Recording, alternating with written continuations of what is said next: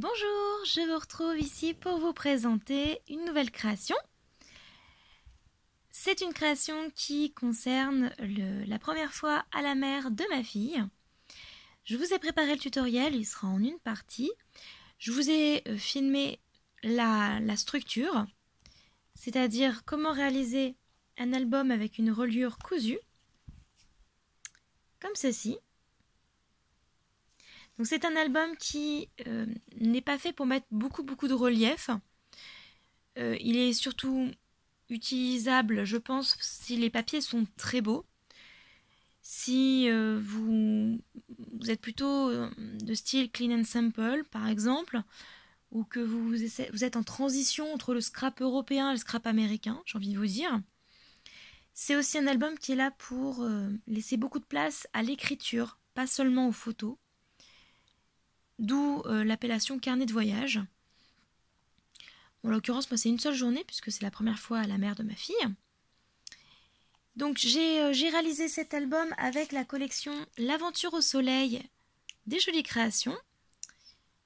J'avais reçu donc un petit paquet de Ludivine parce que j'avais gagné un concours Instagram.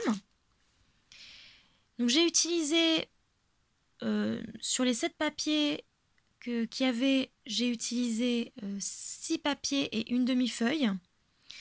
Et le calque en entier. J'avais aussi reçu la planche de stickers, il m'en reste 4. Et la planche de chipboard, et là il m'en reste 6, je crois, 6 ou 7. Voilà. Je crois que j'ai dit 15 dans mon tutoriel. C'est pas vrai, en fait c'est 15 en comptant stickers et chipboard. Bon, bref. Voilà, il m'en reste très peu, hein, pour tout vous dire. J'ai utilisé également donc, des fleurs.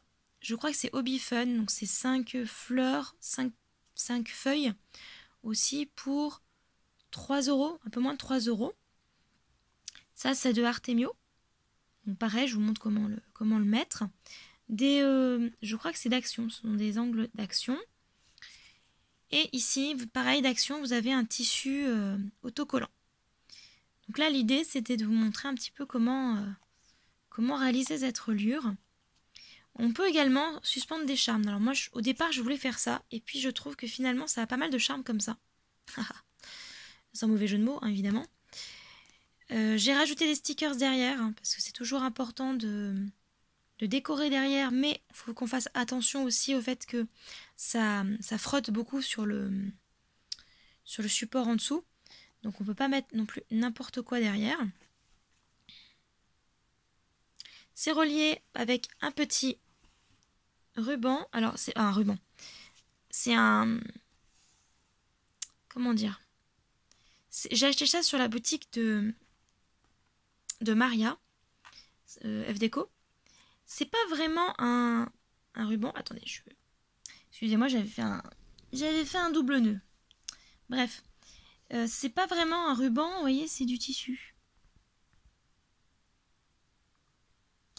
Voilà. Donc, j'ai pas mis les photos, hein, parce que c'est quand même montrer mes enfants en maillot de bain. Ouais, bouf, hein. On est d'accord. J'ai juste écrit 2-3 choses pour vous montrer un petit peu comment j'avais prévu de remplir ça. Et vous voyez, je trouve que ça fait très propre. Hein, parce que la façon dont j'ai scrappé l'ensemble, je trouve que ça fait très propre. Plutôt beau.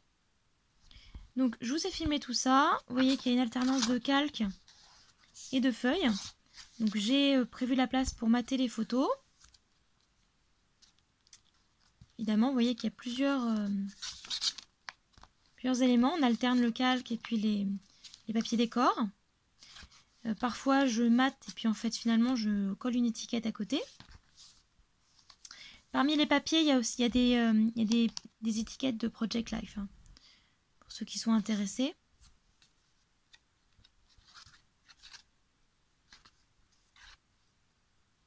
J'ai fixé l'ensemble avec du double face et de la colle scotch. Je ne sais pas si je l'ai là. Si, je l'ai là, celle-ci. La même que d'habitude.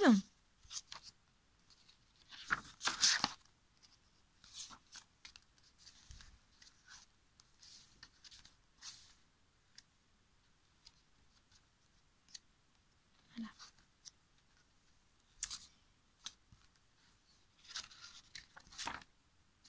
Voilà. Et ici, vous voyez, j'ai mis de chaque côté un sticker de la même taille. Et là, j'ai laissé comme ça parce que je trouvais que marque-page comme ça, simple, ça allait aussi. Vous voyez, ça fait sympa hein, quand même dessus. Et voilà. Comme je vous disais, je trouve que ça fait très très propre à l'ensemble. Il n'y a pas de problème. Et alors, je pense que même avec les photos, on aura quelque chose de relativement... Enfin, pas, vous voyez, pas comme ça. On aura un album qui serait comme, à peu près comme ceci. Je pense que j'ai bien calculé la largeur de la tranche. Voilà. Et bien écoutez, si le tutoriel vous intéresse, n'oubliez pas de vous abonner à la chaîne. Il viendra d'ici quelques vidéos. Bye bye.